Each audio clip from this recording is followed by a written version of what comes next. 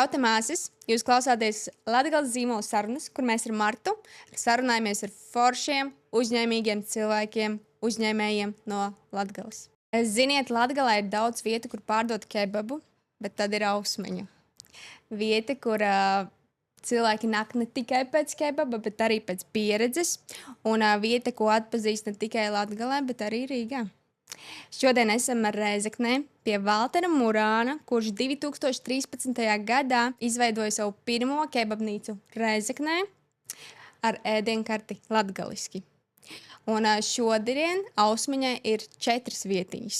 Šī epizode ir par pieredzes mārketingu, kā vieta, kopiena, latgaliskais var veidot spēcīgu komunikāciju. Vasals, Valter. Vasali. Laipni lūgti Ausmeņā. Mēs esam priecīgi tevi redzēt. Man arī prieks. Čau. Vai redzat, kur mēs atrodamies? Mēs atrodamies burtiski būvlaukumā, ja tā var teikt. Bet kāpēc mēs esam šeit un kas šeit vispār ir? Un par to jums Valters pastāstīs mazliet vēlāk, turpinājumā. Bet sākam. Ausmeņas stāsts sākās nevis kā kebabnīca, vai ne, bet tas sākās ar tādu radošu kustību. Grafiti, videoklipi, mūzika. No radošas kustības izauga šī vieta. Un, Valter, kā tu pats iepazīstinātu cilvēkus, varbūt, kas nezina, kas ir Ausmeņa, kas ir šī vieta, kas ir šis zīmols? Ok.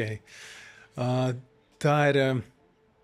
Tā kā mēs tagad esam oriģinālajā vietā, Rēzeknes vietā, tas viss radās no idejas, kas bija, sākumā bija tātad grafiti, hip-hops, mēs tur rakstījām muzonu, tur es pārsvarā zīmēju grafiti, tur draugi repoja, tad davai tu arī ierepo, ok, mēs tur kaut ko uzrepojam.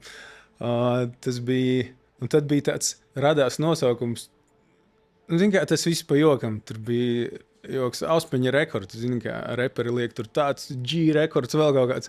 Ausmeņa ir tāds vairāk kā deju kolektīva nosaukums varbūt, bet Ausmeņa tur uzaust idejas, ok, laba doma, apmēram šitā 10 sekundžu laikā tika izdomāts Ausmeņa rekords, jā, ok, būs. Tas sākās tā, un tad es domāju, būtu forša vieta, kur taisīt tusiņus, vēl kaut ko tur, vai kaut kādas diskotēkas, koncertus, vēl kaut ko. Un tas viss paralēli gāja ar to, ka es biju vienkārši safanojies, ka vajag to kebabnīcu attaisīt, bet var jau taču apvienot, vajag tā, lai vakarā var to tusiņu uztaisīt un pa dienu kaut ko tur sacept. Tāda bija tā Izklausās ideja. Pēc jaunības maksimālismu. Jā. Tā arī bija. Tur. Neviens neko nesaprata, kas jādara, bet tur viss taču skaidrs, vajag tur grilu, vēl kaut ko, let's go. Jā, tāds viss sākās. Un tad lēnām tas kebabs izauga par tādu vietu un izauga par tādu, jo Ausmeņa kebabs, tas ir izaudzis par tādu zīmolu tagad, tādu atpazīstamu zīmolu. Un tad par to, kā tad veidojas šis zīmols, mēs parunāsim tagad. Ok. Tu jau tikko minēji, ka dienā uzcept gaļiņu, vakarā ir kaut kādi pasākumi, kas vēl šī tas slēpjas, varbūt kāda, vai tev bija kaut kur dziļi sirdī tā stratēģija arī? Par biznesu, par uzņēmējdarbību. Mēģināšu būt cik var godīgs. Man nebija stratēģijas. Man bija tas sapnis uztaisīt kaut kādu vietu, un ja es tagad drusku patinu atpakaļ uz to laiku pirms, jo man tagad bieži velkās paralēlis šīs moments ar to laiku, kad es kaut ko te taisīju, jo tagad es arī kaut ko te taisu. Ir šie te visi procesi. Un tad man bija zini, kā tu par kaut ko sapņo, tur galvā ir tā ideja vai vīzija, kas tur varētu būt. Man likās, būtu tik forši, ja būtu vieta, kur var uztaisīt koncertu, kur var kaut kā patusēt. Tas bija, laikam, prioritāte manā galvā vismaz. Tad sākot strādāt, tu saproti, ka tur, godīgi sakot, ar to nekādu naudu nopelnīt nevar, bet vietā ir jāstrādā. Tu saproti, ka tā daļa, ko tu domāji, ka tas būs otrā plānā, ka tas ir priekšplānā jāliek tā ēdināšanas lieta, jo tur mēs varam arī nopelnīt un turpināt strādāt, vai ne? Tā kā man nebija stratēģijas, man bija tik švaka stratēģija, ka mēs braucām ar kaut kādiem draugiem vai paziņām, Zinu, kā kaut studenti brauc no Rīgas, tur pa ceļam paņem pārējos, un es dzirdu runā tie paziņas. Es sarēķināju, ka tur vajag tik un tik 11,000, tad var kebabnīcu atvērt. Grils maksās tik, tas maksās tik. Es tā to piefiksēju, nu viss skaidrs, tas jau ir sarēķināts. Tas bija mans finansiālais aprēķins uz to momentu. Biznesa plāns. Biznesa plāns, es dzirdēju, ko draugi runāja. Tagad. Gribam tagad saprast to tavu pieredzes, kā tu radi to pieredzes anatomiju ausmiņām. Un soli pa solim, tev ir svarīgi, kā cilvēks jūtas, kā viņš ienāk pa durvīm un kad viņš iznāk, kāda ir tā viņa pieredze. Un tu esi dizaineris pēc izglītības, koks vai... Koka izstrādājuma dizains. Koka izstrādājuma dizains, jā. Un cik apzināti tev arī telpas vizuālais ir svarīgs? Nu, tas, kā izskatās pati telpa?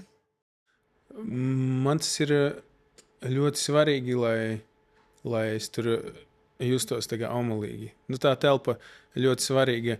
Ja, teiksim, būtu tehniski forša telpa, bet es tur nejustos labi, vai apgaismojums, vai vēl kaut kas nav ok, tad es nevarētu vienkārši turpināt tur strādāt. Tas man tā kā ļoti svarīgi. Bet šeit tas dizains bija pašu veidots, arī tagad tas pa lielam būs pašu veidots. Viņš ir, tā sanāk, ka viņš ir diezgan vienkāršs, ka tas ir varbūt kaut kas tāds nevis smalkais dizains, kur ir izstrādāta katra detaļa, bet man patīk šitie krēsli, man liekas, tas varētu kopā derēt, man liekas, ka tur būs labi. Tāds uz sajūtām balstīts un tā tas kaut kā izveidojās. Tas arī atbilst tā jūsu sākotnējai filozofijai, ka tas ir, apmēram, geto, grafiti un tam līdzīgi. Tā kā, jā. Tur par smalkumu nevar būt runa, tādā ziņā. Man liekas, ka kaut ko... Es skatos uz vietām un apbrīnoju citus, kas foršus uztaisa kārtīgus konceptus, dizainus un viss ir kā pa plauktiņiem. Un cik es mēģinu uz to virzienu iet, man tas parasti kaut kur es arī iegrimstu tajās detaļās un netiek uz priekšu, un tad es sapratu, ka šeit man vienkārši jābliež uz priekšu, tā sajūta, tur paraugi tas, un beigās būs labi. Tas nebūs varbūt klasiskajā tajā izpratnē tīrs nostrādāts dizains, bet viņš varētu būt atbilstošs šai visai filozofijai, kas te ir. Tas tā. Kā tev liekas, kas cilvēkam, liek atgriezties tādu otro, trešo reizi? Kas ir varbūt tā sajūta, ko tu gribi, lai viņi saņem un lai viņi sajūtiņu pie tevis? Man ir svarīgi, ka cilvēks, klients noķer to sajūtu, ka mēs visu daram pa īstam, tagad mēs daram, tā mēs daram. Tas ir saistīts ar daļai atvērtās tur virtuves konceptu, ka mēs tur daram daudzas lietas, ko varbūt varētu nedarīt. Piemēram, mēs tur tās gaļas marinējam, tur mērces taisam, vēl kaut ko. Tā mēs dabūjam kaut kādu mazliet savādāku garšu varbūt nekā citiem. Daudzas tās lietas, ja godīgi gribētos nedarīt, bet tad varbūt tu paliec līdzīgāks citiem vai cilvēkiem liekas. Tur tā atklātība, ka, piemēram, mēs maizi uzcepam, gaļu samarinējam, bet arī tāpat laikā nepozicionējam kā super restorāna līmeni. Es nevaru pateikt, ka man visi dārziņi ir tikai no zemnieka, ja, jo tā nav. Bet es arī to neslēpju. Un tas beigās, es ceru, ka tas noved pie tā, ka cilvēks atnāk un viņš saprot, uz ko viņš ir atnācis, kas te par vietu. Viņi ir godīgi pret klientiem. Visi, tā kā, es nezinu, vai sanāca aprakstīt to, bet tā kā, maksimāli neko neslēpjam. Tā ir, tas nav perfekti varbūt. Tas arī atspoguļojas varbūt tur interjerā vai vēl kaut kā. Un tādi mēs esam. Es biju šokā, kad es ieraudzīju, ka to gaļu jūs es nezināju. Es tikai tagad gatavojoties, es uzzināju, ka jūs uz iesma to gaļu paši liekat marinēt. Es domāju, ka tas atbrauc gatavs klucis no kaut kuriem. Tas ir tāds sarežģīts process, ko mēs darām, bet tad mēs varam būt lepni, ka tas ir mūsu produkts, vai ne? Tu zināji? Jā, jo Katrīnas arī klausījos intervijas iepriekš. Mums TikTokā ir video no tā procesa, tur redzami. Tas, tagad ar to visu varbūt kaut kāds iespējas parādās vairāk, bet tad, kad es sāku, tur bija kaut kāds viens tirgotājs, mums nepatika tas produkts, un visi kaut ko tur čato fórumos, nav variantu. Tad mēs domājam, varbūt, ka pašiem jāsāk mēģināt to darīt. Tad, kad mēs sākām, es sāku saprast, kāpēc daudzi to nedara, jo tas tur ir grūts process, bet tā kaut kā mēs pie tā esam pieturējušies. Forši, prieks dzirdēt. Jā. Aiz katra zīmola un produkta stāv cilvēks. Un, pirms runājam par kampaņām un cipariem un kanāliem, gribam saprast, kas Ausmaņu virza no iekšpuses. Un par vērtībām runājot, mums tā no malas skatoties šķiet, ka latgales kultūra telpas stiprināšana un kopienas veidošana varētu būt viena no tavām vērtībām. Pastāstīji, ko tu pats sajūti sev sirsniņā? Man tas latgaliskais bija tā, ka mēs savā starpā runājam latgaliski, tad arī tur var ēdienkarti vēl kaut ko rakstīt. Man liekas, ka man drusku tāds bija nevis uzspiests latgaliskais, bet vienkārši dabīgi tā ir, jo tu ikdienā runā. Tāpat laikā mums tur bija tajā visā mūzikā un hip-hopā daudzi arī krieviski runājošie, tad mēs tur rakstam kopā, viņi tur krieviski, mēs latgaliski. Tur nebija piedomāts pie tā koncepta, bet man likās, ka es gribu latgaliski, jo kur gan citur, ja ne savā vietā. Es tagad domāju, no bērnības vai agrākas jaunības bija tas, ka es arī daudz laika Rīgā pavadīju, un tad tur latgalieši tur skaitījās, tie tur runā latgaliski, tur lauki. Tad kaut kad tas sāka palikt varbūt stilīgi, vai kā, tad latgalieši nebija tie galīgie ģirjauņas. Bet man likās, liežam latgaliski, tas tā kā dabīgi Reizekne un viss. Tā ir ļoti liela pievienotā vērtība un nodziņa, ko tu veido. Paldies! Es arī gribēju piebilst, es nebiju tajā, kas ir kopienā, ko es ļoti cienu un kas ļoti cīnās par latgaliešu valodu, par pareizrakstību, par to, kā kultūru, tos cilvēkus un to komunu es iepazinu vēlāk, tikai jau, kad Ausmaņu atvēra, jo iepriekš mēs kaut kur tur nosacīti undergroundā mētājāmies. Un es ļoti priecājos un esmu pateicīgs par to, ka caur Ausmaņu es iepazinu daudz spēcīgus latgaliešus, kultūras darbiniekus un tā tālāk.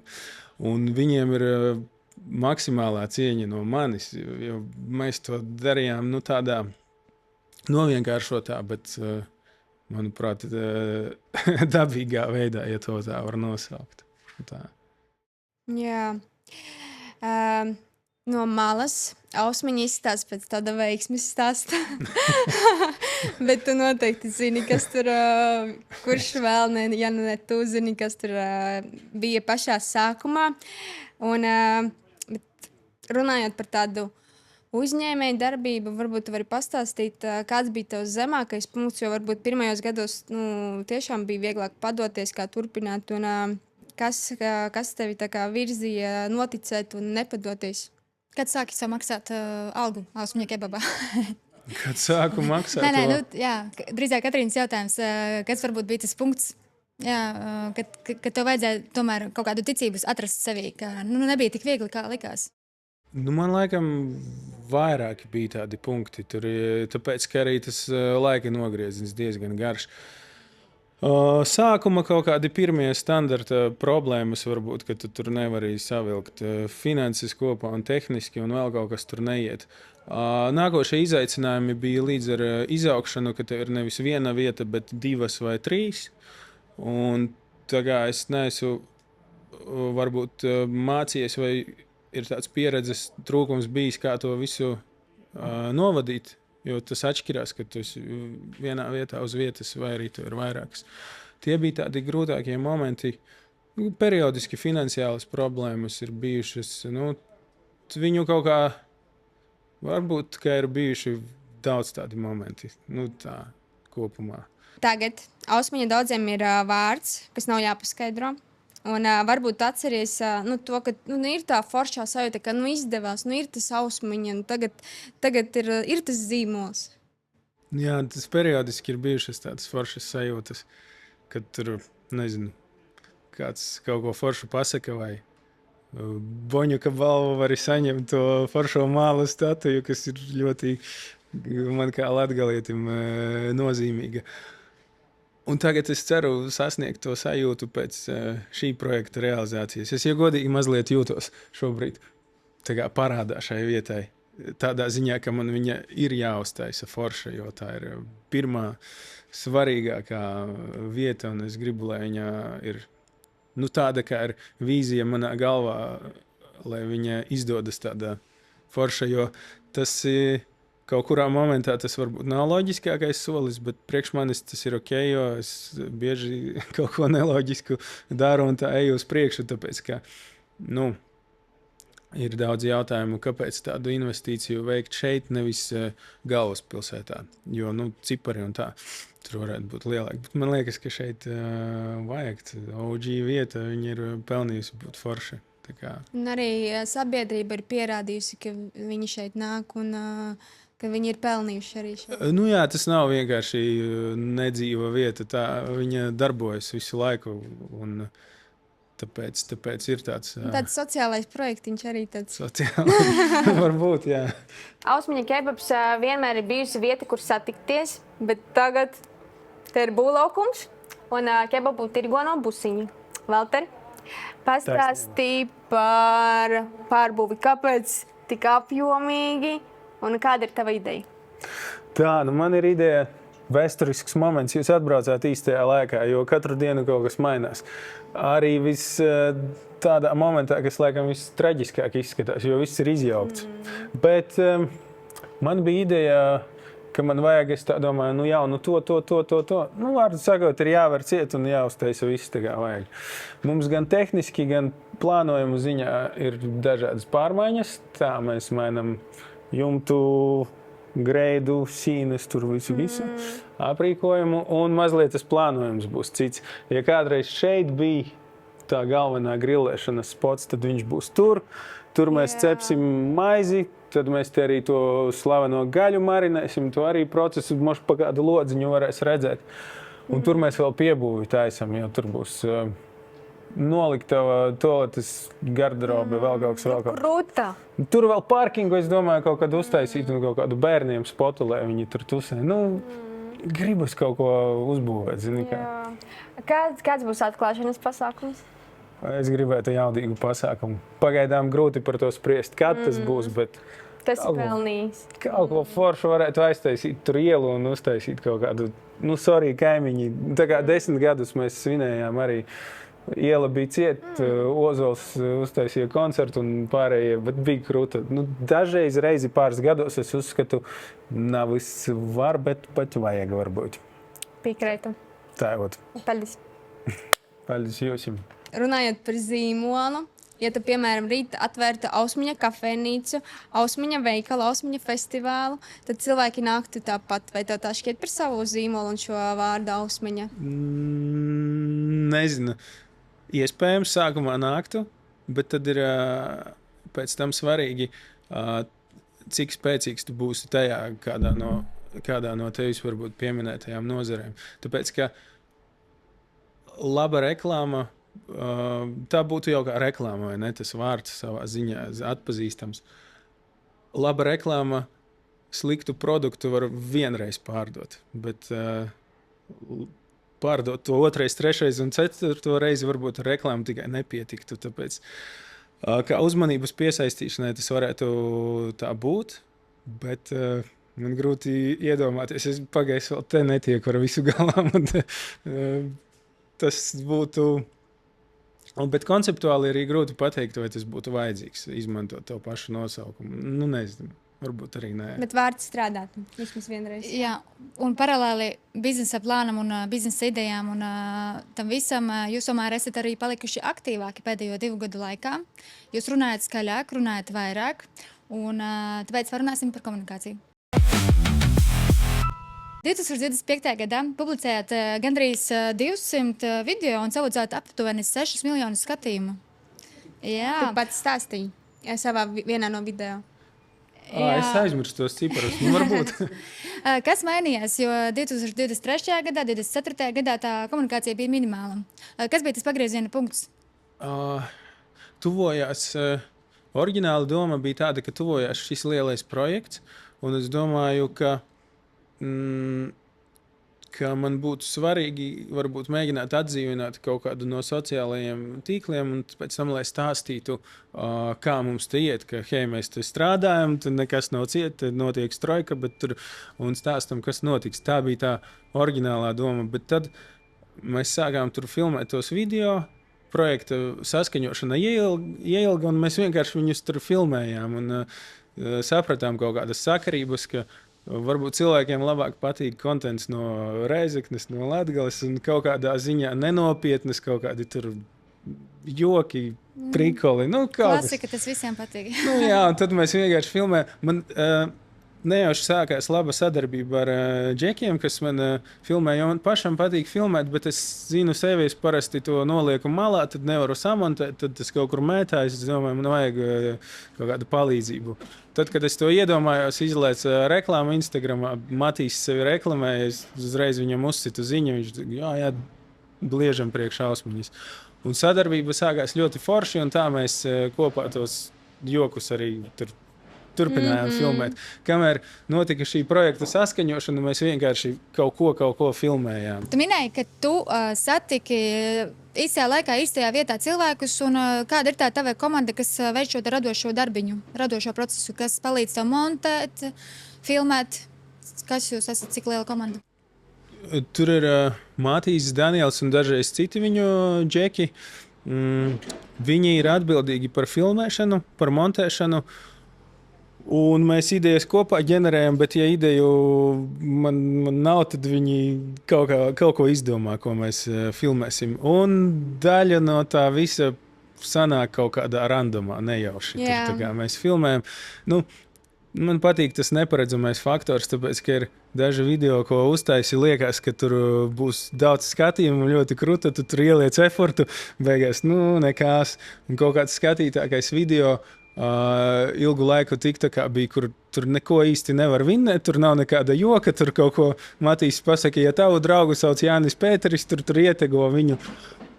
Tur komentāros, tas esmu, mani tā nesauc, tur cilvēki kaut ko runā, un tur domā, kā tas viss darbojas, beigās grūti uzminēt tos. Visi runā par algoritmiem, bet es viņus vēl neesmu sapratis pats. Tā kā nezinu. Jā, algoritmi arī, mainās ik pēc laika, bet kā tev pašam ir būt kameras priekšā? Tu arī parādies tajos video? Jā, es parādos. Man nav, teikšu godīgi, man nav viegli. Tad, kad ir kamera priekšā, es nevaru beigt par to domāt, ka mani filmē. Es nezinu, kāpēc tā ir. Tāpēc bieži džeki mani dzenā, Valter, esi aktīvāks, esi smaidīgāks. Es nevaru. Nē, bet no malas mēs to nepateiktu. Tev ļoti labi sanāk, DVD ar foršajām. Paldies, varbūt es aktieris esmu. Jā. Tāpēc arī, ka humors palīdz. Ja tie video būtu nopietnāki, būtu, man liekas, vēl grūtāk. Bet ar humoru ir vieglāk to visu procesu, man liekas, iznest arī. Varbūt, ka mums neko tik daudz ko nopietnu nav ko arī parādīt. Kāda bija darbinieku reakcija? Jo darbinieki arī šeit parādās video, un viņiem ir jābūt arī ļoti aktīviem. Jā, tāpat kā man arī bieži kautrējās vai negrib filmēties. Kā kurš? Kā kuram? Klasika. Jā, tā laikam ir klasika. Tā kā, jā. Es tā jūtu, ka tev ar humoru tu esi uz tu. Un arī tas radošums dzirkstī no tevis. Bet, jā, gribēju jautāt, vai ir bijis kaut kas tāds, vai humora saturs, ko jūs esat nofilmējuši, bet nepalaiduši? Vai bija pat traku, vai pašiem kaut kas nepatika no satura viedokļa? Jā, īstenībā ir diezgan daudz bijis. Slīdeni momentiņi, jā, tādi? Ir. Es teikšu godīgi, es nobloķēju daudz ko varbūt vajadzētu laist. Man liekas, pārāk tas joks pārāk parasts, vai man nepatīk, kā es tur izskatos, vai nav, mums ir. Es nezinu, cik procenti, bet materiāls, kas ir vienkārši nolikts malā un muna vislielāko vaina, ka viņš nav izdots un publicēts. ir. Vai tu esi papētījis komunikācijai, kas ir bijis tāds, kas nenostrādāja? Jūs palaidāt, bet nenostrādāja. Kā tu iepriekš minēji, ka tie skatījumi nebija tik daudz, cik jūs gaidījāt. Nāk kāds piemērs prātā, kas mēģinātu un tiešām neaizgāja, nenostrādāja? Grūti pateikt. Nu, tā lielā sakarība laikam ir tāda, ka tas, ko mēs darām šeit, vai latgaliski, vai tā, tas laikam mums labāk aiziet. Nu, bet konkrēti kaut kā smalkāk to izdalīt, es laikam nevarēšu. Ne, tur dažādi. Nu, ir tāda random sajūta, bet man tas patīk, ka tu nezini, aizies tas video vai neaizies. Tur, nu tā, forši. Satura veidošana tā tomēr ir sava veida investīcija. Pirmkārt, tavs laika resurss, finansiālais resurss. Jā, vai tu jūti tam atdevi no tā, ka jūs tagad esat aktīvi sociālajos mēdījos? Jā, man liekas tā. Varbūt to atdevi nav tik viegli izmērīt kā pārdošanā, ja tu, nezinu, pārdod siltumnīcu un tev ir klients no konkrētā resursa atnācis, bet es to izjūtu tādā veidā, ka cilvēki uz to atsaucas, kaut kas kaut ko runā, komentē, tur dažreiz pasaka, ka forši tas video ir bijis vai vēl kaut ko. Nu, skaitļos ir grūti to atdevi tā izrēķināt, bet ja ir tāda atdeve, ar to man šķiet jau forši pietiekami. Tā kā, jā. Jo esat aktīvāki, jo vairāk komentāru ir arī droši vien kādi negatīvāki komentāri. Kā tu to reaģē? Nu, varbūt vai ir kāda bijuši dīvaina situācijas, dīvaini komentāri? Jā, es uz to nemāku reaģēt kaut kā. Varbūt bieži vien tas man ļoti, tā kā, es par to daudz domāju, dažreiz kaut kā laižu garām. Nu, tas ir ļoti tā. Godīgi sakot, tas ir mazliet grūtāk tur ar tiem negatīvajiem komentāriem. Bet es cenšos arī uz to paskatīties kā uz daudzas lietas arī cilvēki, nu, ka tas ir pa īstam, ka nevar būt tikai pozitīvie un ir tās lietas, kas arī varbūt jāņem vērā tev no tā negatīvāko cilvēks pieraksta. Protams, bieži tas ir kaut kādā nepārāk foršā, varbūt manierē uzrakstīts, bet, ja par to tā loģiski domā, tur var kaut ko izfiltrēt tā kā priekš sevis, jo ir jābūt kritiskam. Tā kā, bet ir arī tā cita sabiedrības, atsevišķa sabiedrības grupa, kuri vienkārši ir troļi, briesmīgi, negāciju. Ir, jā, es jau kaut ko sapratu, tur, nezinu, premjerministrs bija pie mums tur pusdienās. Daļa no tiem komentāriem ir vienkārši, kas defaultā ar kaut ko ir neapmierināti valstī, valdībā vai paši ar sevi, un viņi tur laiž to visu. Nu, cilvēki ir dažādi. Jā, to jārēķinās, jā, tā ir. Tu drīz iekāpsi ekskavatorā. Viņš tuvojas tev tuvāk un tuvāk. 6 miljoni skatījumu ir labs skaitlis, bet katra ir arī auditorija, ko jūs sasniedzat. Un kā tu raksturotu savu apmeklētāju? Kurš ir tas cilvēks, ko jūs cenšaties uzrunāt ar tiem video? Varbūt vari paraksturot, kā tu redzi savu auditorijas tādu kā figūru, tēlu? Man liekas, ka tas var būt jebkuras vecuma grupas cilvēks, kam tā mūsu filozofija vai humors vai tas, ko mēs darām, varētu likties interesants vai aizraujošs. Senāk es pašos pirmsākumos ļoti pārliecināts biju, ka mēs tikai jauniešiem darām un tā, bet tad tu ar laiku redzi, ka tevi klienti ir ļoti dažādi. Līdz ar to, es domāju, tā sociālo tīklu auditorija arī ir ļoti dažāda. Es gan nepētīju, kādas vecuma grupas tur ir, bet visiem, kam tie dīvainie Reizeknes džeki liekas interesanti, tur varētu būt. Bet vai Reizekne un Rīgā tas ir viens un tas pats tips cilvēku? Gan jā, gan nē. Tur paraksturo Rīgas apmeklētāju. Mūsu apmeklētāju. Tu minēji, ka daļā, viens ir jaunieši, jaunietis, bet ka ir arī tomēr citi vecāki arī, kas... Ja vienkārši kā es iztēlojos, ka Rīgā tie ir tie cilvēki, kuriem tieši tas latgaliskais ir tas āķis, ko viņi grib redzēt. Iespējams, jā. Tas, ja es redzu, teiksim, vecākā gada gājuma cilvēkus tur skolas ielā kā klientus vai vēl kaut ko, man tas liekas tā patīkami un Nu, es par to ļoti priecājos, ka tas nav tikai varbūt jauniešiem un tā. Atmosfēru var kaut kā radīt, bet ir cilvēks, kas stāv arī aiz letes, kas komunicē dienā ar apmeklētāju, ar tavu klientu. Pieredzes mārketings. Cik lielā mērā apkalpošana, tavuprāt, ir daļa no zīmola, un cik tev pašam ir svarīga apkalpošana? Tas ir viennozīmīgi liela daļa, tā ir vizītkarte. Tas ir svarīgi, lai klientam ir patīkama komunikācija. Tā kā man tas ir ļoti svarīgi, un es ļoti priecājos, ja mums ir meitenes, kas forši strādā un runā ar klientiem, jo es to ļoti novērtēju, respektēju, un pašam tas ārkārtīgi grūti ir. Jo es sākumā daudz strādāju savā vietā, un es pirmajās dienās sapratu, ka man jābeig pie grila ātrāk, jo tur ir tās runāšanas mazāk, un tā tas tik ļoti grūti man likās, bet tas ir arī tik ļoti svarīgi. Tāpēc es ļoti priecājos, ka mums ir foršas meitenes un džeki, kas māk sarunāties. Jā, jo tas darbs ar cilvēkiem nav top 10 vieglākais darbs. Nemaz, jā. Un tur ir... Man bija diezgan traģiski, kad es strādāju pie kāsas. Es biju laipns, bet kamēr es tur kaut ko runāju, es aizpļāpājos par kaut ko citu vai sajaucu pasūtījumus. Man likās, kā tas vispār ir iespējams to darīt labi. Bet es esmu priecīgs, ja manā komandā ir cilvēki, kas konkrētajā lietā ir spēcīgāki par mani. Tas ir svarīgi, un tad es jūtos, ka varbūt arī es tad arī kādu darbiņu esmu paveicis labi, ja man ir cilvēki, kas ir spēcīgāki par mani konkrētajā pozīcijā. Tas ir svarīgi. Tev noteikti pašam arī ļoti sāp, kad ir rupji klienti, pareizi? Jā, protams, tas ir tā.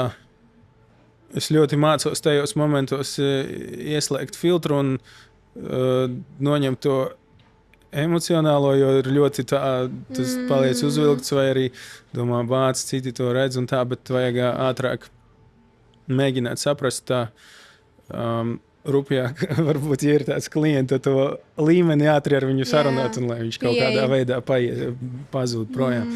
Tāpēc, ka dažreiz tev pašam varbūt jānotēlo kaut kāds dzērājs, un tad tu viņu vari aizdabūt projām. Jā, smagi. Ir dažādas jautras situācijas bijušas. Jā. Jums ir latgaliski rakstīta ēdienkarte. Tas ir daļa no produkta un tā ir daļa no pieredzes. Un, kā tā ietekmē pasūtīšanu, tavuprāt? Man liekas, ka tas varētu būt trakāk vai grūtāk, it sevišķi Rīgā, bet tas ir bijuši dažādi humori vai arī daudzi aizrādījumi, ka ir drukas kļūdas vai kā, bet tad tiek pateikts, ka tas ir latgaliešu valodā, ka tā nav varbūt drukas kļūda. Ir bijis arī, ka kaut kas saka, ka viņš, tā kā es gribu pasūtīt olas ar kaut ko tur, nav ēdienkartē olas. Ir rakstīts olas, tur ir ols rakstīts, piemēram. Tā ir kaut kas cits. Tā ir. Tagad arvien vairāk tirgu ienāk lielie tīkli, kas piedāvā noteikti konkurentspējīgāku cenu, un viņiem ir lielāki mārketinga budžeti un tas pats zīmola vārds kā tāds. Un kas tavuprāt pasargā šos reģionālos zīmolus, vai tas ir varbūt tieši tas autentiskums, kas mērķa auditorija ir svarīgāks? Es domāju, ja reģionāls zīmols, viņš ir autentisks, lielajam zīmolam ar to vērtību konkurēt ir grūti. Protams, tur ir viņiem savas spēcīgās lietas, ar ko viņi var izkonkurēt, bet ja tas mazais zīmols paliek kaut kādā mērogā autentisks, tad es domāju, viņš ir tā viena no daudzajām lietām, lai viņš būtu dzīvotspējīgs ilgi. Mēs varam mēģināt izlikties par McDonaldu, bet vai tas mums arī izdotos, nav teikts. Tur ir savas stiprās puses, mazajiem zīmoliem ir savas stiprās un svarīgās puses. Tā kā es domāju, Bieži vien tas kaut kādā ziņā ir dabiski, ka mēs cenšamies tur tiekties uz tiem lielajiem, jo mēs viņus redzam kā paraugu. Tie ir uzņēmumi ar sasniegumiem, bet bieži sanāk tā, ka tas ir tas, no kā es dažreiz paturu prātā, ka nepārcensties. Kaut vai mēs te par to dizainu vai interjeru runājām, ka viņš, lai pārāk neizskatās pēc restorāna, jo no vienas puses, restorāns ēdināšanā tas ir tas varbūt augstākais līmenis, bet var arī sajaukt klientam to asociāciju, ka tu īstenībā esi drusku vienkāršāka vieta, bet tu sevi vizuāli uzķūnē līdz restorānam. Un tad tu vari iešaut pats sev, jo klients atnāk, viņš domā, ka viņš ir atnācis uz restorānu, bet tu viņam pasniedz kebabu, piemēram. Asociācija nojūg. Tas ir... Tas mazajiem zīmoliem ir forši ar to, ka viņi var būt dabīgi tādi, kā ir. Aiz viņa ir tas saimnieks, kā tu pieminēji. Un tas ir, man liekas, tas viss forši kopā var darboties tad. Es domāju, vienkārši... No 13. gada ir Reizekne, bet Rīga no kura gada? Kad jūs ienācāt Rīgā? Cik tur jau ir gadījums? Rīga bija 13. 16. gads laikam. Jā, tad tai vietai varētu būt, ka ir 9 vai 10 gadi. 16 vai 17. Pa vidu vēl bija vieta Jēkabpilī. Jā, to es lasīju kaut kur, bet domāju, nepieminēsim lietas. Tā bija laba skola, man dārga, bet... Pastāsti. Īsumā sakot, mums tur īsumā sakot gāja slikti, un mēs tur aizvērāmies, vienkārši bankrotējām pa 9 mēnešiem, un atkal bija uzkrāti parādi un vēl kaut kas, bet tas bija tāds, stop, ja tās lietas sakārtot, varētu mēģināt varbūt iestrādāt Rīgā, tā kā. Slikta lokācija? Arī lokācija, arī no manas puses daudz mājas darbi nebija izdarīti vadības ziņā vēl kaut kur, jo tu jau varbūt 2 vietās vienlaicīgi nevari būt. Lokācija bija ļoti forša, bet varbūt kaut kas varēja būt labāks. Tur bija virkne tādu lietu, par ko es tagad ļoti priecājos. Jo, ja nebūtu, tad Rīgas sākums būtu bijis švakāks. Jā, tā godīgi sakot. Ekspres jautājumi. Kebabs uz šķēve vai lavašā? Lavašā. Interesanti, jo viena intervēta pasaka, ka uz šķēve. Man laikam dūmas paziņā. Viss mainās. TikTok vai Instagram? Instagram. Reizekne vai Rīga? Reizekne. Kuru mākslīgā intelekta rīku izmanto visvairāk? Klauda. Īpašākais viesis, kas viesojies Ausmiņā, bija? Valsts prezidents. Vislielākā kļūda, ko pieļauj jaunas ēdināšanas vietas, ir? Pārliecība, ka kaut kas ir ļoti viegli izdarāms. Mārketings Latgalē ir? Bijis. Ir. Mārketings Latgalē ir. Būt zīmolam Latgalē izaicinājums vai iespēja? Iespēja. Nesen medijos izskanēja ziņa, ka Rīgas lidosta ir noslēgusi vēsturē lielāko telpu nomas līgumu un apzināti grib redzēt savā vidē Latvijas zīmolus, starp kuriem viens no tiem būs Ausmeņa kebabs Rīgas lidostā. Tu vispār pats saproti, kas notiek? Izklausās seriāli vai kaut kā, kad nav pa īstam. Izklausās jocīgi, jā. Pastāst par šo milzīgo soli. To, ko tu vēlēs, jā. Ko vari pastāstīt? Jā, ko es varu pastāstīt?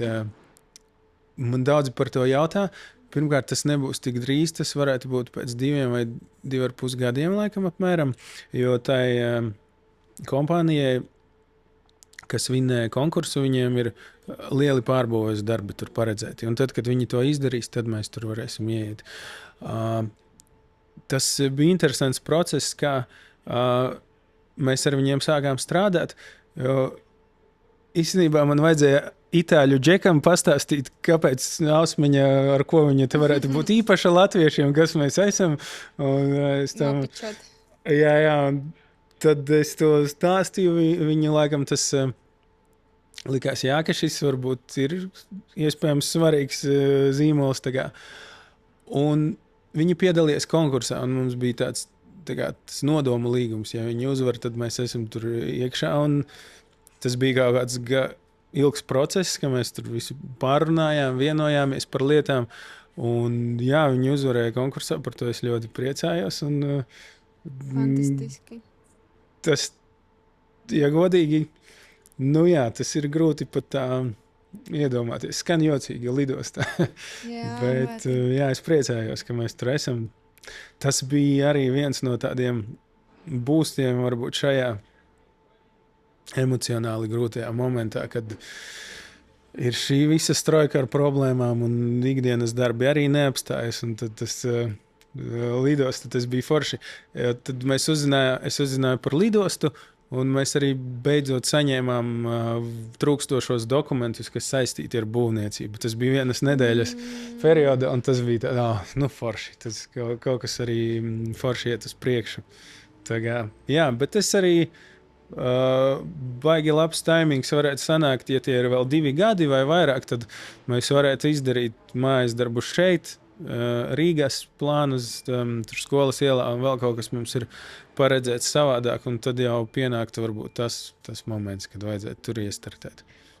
Jā. Bet tā reģionālā identitāte ir tā jūsu priekšrocība. Un tas latgaliskums. Ko jūs darīsiet lidot caur Rīga, kur mazliet vēl cita auditorija? Wow, Kā jūs sevi definēsiet? Es par to... Vai par to vēl jādomā? Tad ēdienu karti jāraksta latgaliski, latviski un angliski. jā, kaut kā jāpozicionē sevi arī būs tur. Jā, tur... Es par to esmu domājis, kā tur varētu forši to pozicionēt. Tur nav variants saģērbt visus tautu tērpos, bet varbūt kaut kādus tur... Man interesē viss tas jocīgais padomju vai nesauksim tā, bet senāks mantojums. Tur Reizekne kādreiz bija varena ar rebiru, tur visiem tiem milzīgie instrumenti bija, kuros tur nevar rokās pacelt. Mums tur no rebira evelēm kaut kādu leti uztaisīt vai ko. Nezinu, viss kaut kādas idejas griežas galvā, kā to vēl reprezentēt Reizeknes sakni. Jā, jo tie tomēr ir tāds atbildīga vieta, kur būt tie tādi Latvijas vārti, kuru priekšā ir jābūt tādu taisnu muguru. Pareizi tu saki, jā, tā ir liela atbildība. Jā, bet ziniet, ko es tagad domāju? Tas latgaliskums, jā, kas caurstrāvo šo Ausmiņa kebabs.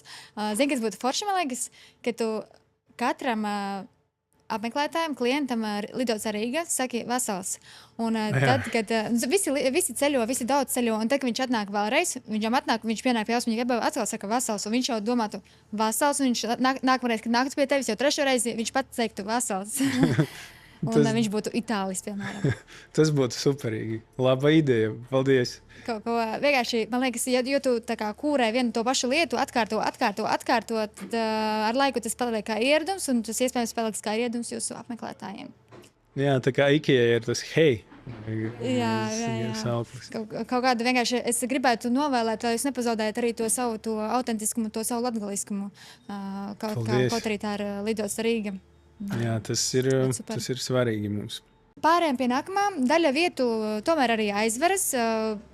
Katrīna arī šorīt lasīja savu... Jā, es atveru telefonu, savu rīta rituālu, sociālos medijus. Un Reizeknē aizveras tikko kebabnīca, kura nostrādāja pusgadu. Jā. Viena no. Un pastāsti par šo nozari specifiku.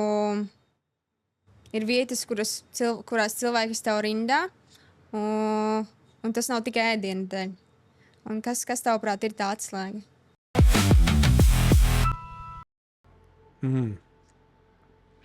Nu, tas nav tikai ēdienu dēļ. Galu galā tas ir ēdināšanas vietā. Tā, laikam, ir svarīgākā lieta, bet tur man uzreiz nāk prātā tā vieta, tā kā tu viņu pieminēji. Es vakar tur biju, mēs tur... Kā teikt, tas normāli, ja kāds aizvarās, tad varbūt paaicina kādu, man te krāsniņas dažas ir, varbūt gribi nopirkt. Tādā kontekstā es tur biju. Un par to vietu es biju pat mazliet pārsteigts, ka tā notika, jo tur cilvēki bija ieguldījuši. Tur var redzēt, ka tu tēlo, ka tu zini, vai arī, ka tu zini, ko tu dari. Tur džeki zināja, ko viņi dara, un tas nebija tā uz ātru roku atvērts. Tur gan bija knowledge, gan liela nauda ieguldīta. Mans personīgais minējums, ka tur ir kaut kādas varbūt citas lietas vainīgas tajā visā, bet Bet kopumā nozarē tāds tavs redzējums, kas ir, jo citreiz to atslēgu, bet nevar izskaidrot, kāpēc tas aiziet un kāpēc tas neaiziet. Man liekas, tas ir vienkārši mēs iepriekš aizkadrā runājam, ka ēdināšanas tā nozara, tas bizness, tas nav viegls. Un citi mācās no kļūdām, citi mēģina vēlreiz, citi atkal vienkārši nepamēģina vēlreiz. Tas nav viegli. Nepadodas, kā tu. Līdz Pagaidi. visi. Labi, mēs varam pāriet vienkārši. Šis ir vienkārši intro. Zini kā, man pašam nav tādas konkrētas atbildes, bet man bija tā, ka es iepazinos ar draugu un kolēģi, viņš ir no Vācijas, arī no šīs pašas nozares. Un viņš teica tā kā par to skolas ielu, tas bija jau vairākus gadus atpakaļ, viņš tā, ka te nav loģiski skaidrojumu, kāpēc šī vieta varētu strādāt. Tas ir pagrabs, tur nav forši varbūt tie logi, viņa ir maza, tas ir pagrabs, tā nav centrālā iela, tur nav tāda veida loģikas, kāpēc viņi strādā. Viņš saka, Vācijā diez vai vecīt tādas tā kā darbot. Es saku, jā, droši vien. Bet kāpēc tas tā ir? Vielu pārdomām. Tu intervijos citās esi minējis tos Berlīnas vietu nosaukumus. Es baidos izrunāt nemāku. Mustafas Gimuskibabs. Jā. Un jūs braucat ar darbiniekiem uz turieni? Jā, mēs vairākas reizes taisījām tādas, tā kā darba. Pieredzes brauciens? Pieredzes paralēli, tusiņš paralēli pieredzes. Tur tie forši fenomeni, tie mazie, tas mazais trailerītis, viņš stāv tur ielas malā, tur visu laiku rinda. Tā kā tu jau braucot uz turieni zini, ka tur būs rinda, tu tikai ceri, ka viņa nebūs tur šī tik liela, bet varbūt, ka pa pusstundu izstāvēs. Tie Berlīnes braucieni, tas ļoti lielu iespēju kādreiz atstāja. Jā, un tāda kā mācība un pieredze, jā. Jā, tāpēc, ka tur šis produkts jau ir gadu, jau 10 gadiem. Un tur tie, kas to gatavo, es sapratu, ka mēs esam tādā, joprojām arī esam tādā starta pozīcijā. Pēdējie gadi ir gan tādi, ka vairāk un vairāk varbūt foršas vietas atverās un viss kaut kas, bet varbūt 11 gadi atpakaļ tas, man liekas, kebabs bija tikai švāka asociācija, jo bija kaut kāds tur varbūt netik, nezinu, labs tīklis, kas daudziem nepatika, līdz ar to tas vārds iemantoja tādu, netik labu nokrāsu, un tad paralēli ir daudzi, kas to vienkārši dara, jo tas izskatās vienkārši, un tad tas ļoti samiksē to visu nozari tā. Valter, tev ir daudz projektu, ko tu esi uzsācis, ko tu dari. Tev ir šobrīd restaurācija tavs āsmiņa kebabs. Jā, tieši tā. Pasauci, kas arī te āka ir jauna, bet nav jauna, kas ir par to projektu? Jā, ito ir mūsu sāta, kur mēs tikko esam izavokušies, mūsu dzimtas moja, ja mēs jau esam uzbūvējuši pēc vecos sātas parauga. Jūs projektā mums Brolāns Austris Mailītis, slavens arhitekts. Un jām ito arī tā kā bērnības vīta, un mēs arī te visu bērnību esam pavadījuši. Un mēs izlēmām, ka gribam dzīvot laukos, jo Ļeņģu pogosts ir mūsu sirdī. Un tā mēs arī esam nonākuši līdz itai sātai. Un tāpēc man arī likās, tas nevelti Ausmiņā ir tik spiecīgs uz zemes. Tāpēc, ka tev ir svarīgi kaut kādas savas saknes, tava vīta, te pīderaba kaut kam savam. Tas, ko tu minēji īpriekš, man ļoti patika, ka tu esi, ka nav jau baigi viegls process, vai ne? Tagad atjaunot to Ausmiņu visu lalu. Jā, es nav viegli.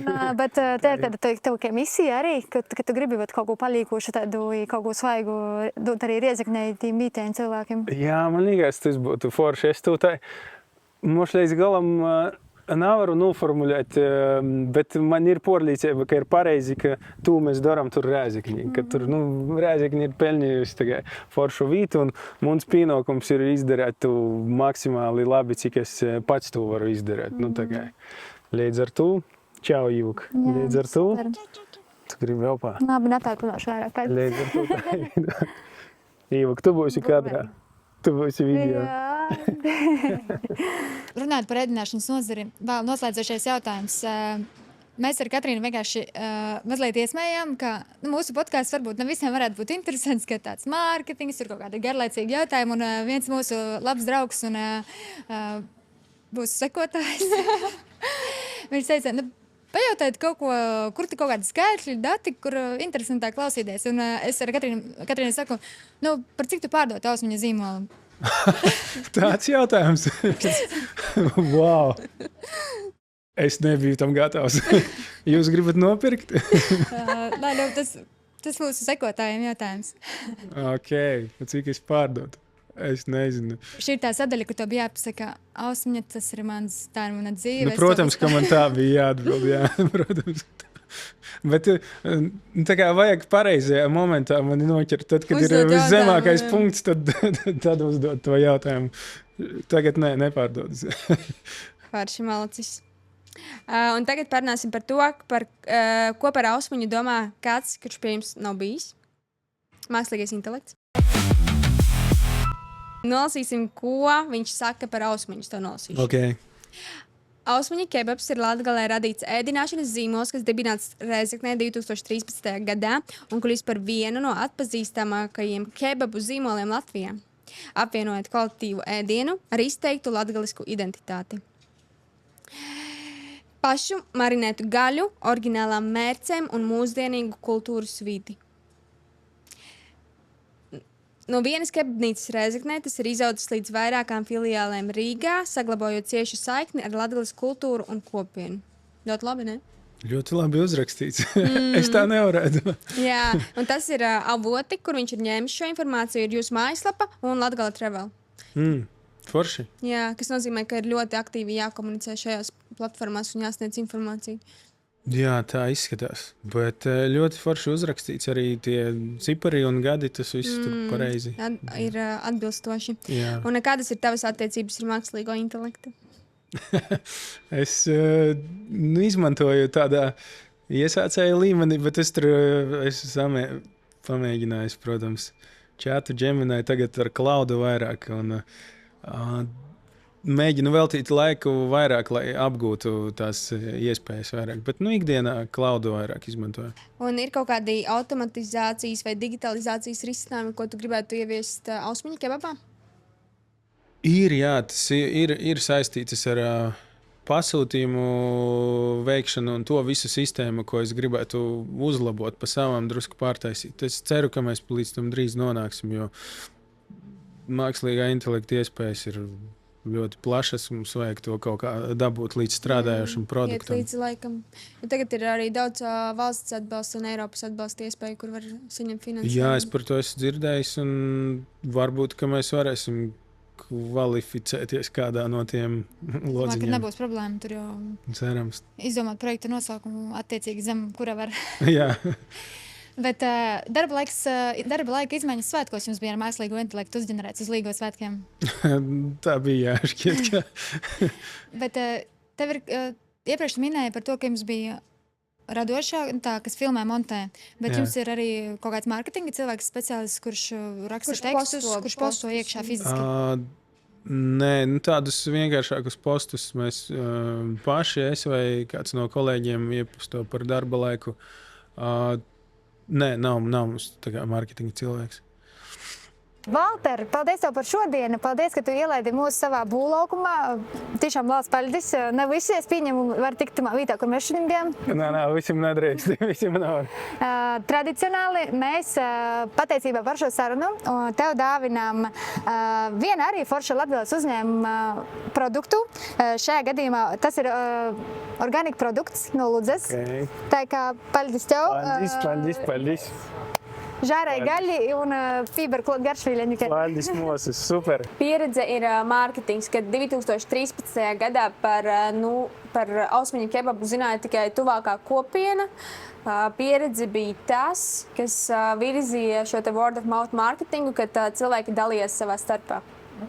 Jā, jo ausmiņu kebabs saturs ir, aktivitāte ir, konti ir dzīvi.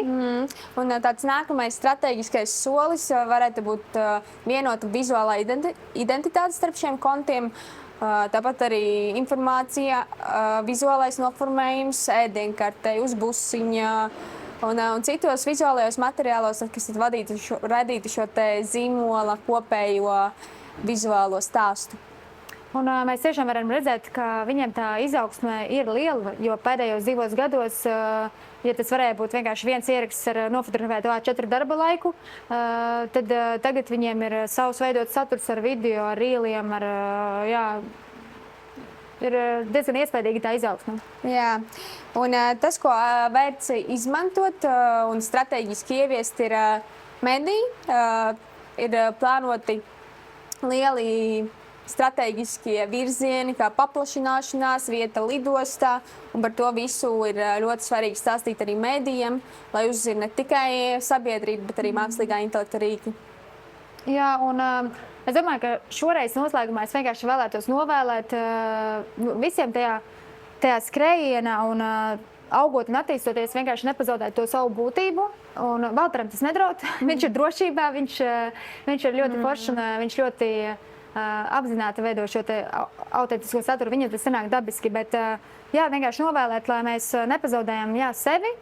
Un ka tas saturs neveidojas un tā sajūta neveidojas tikai kaut kādā stratēģijā. Tas viss tomēr ir uz vērtībās balstīts. Saturs ir ļoti, ļoti spēcīgs.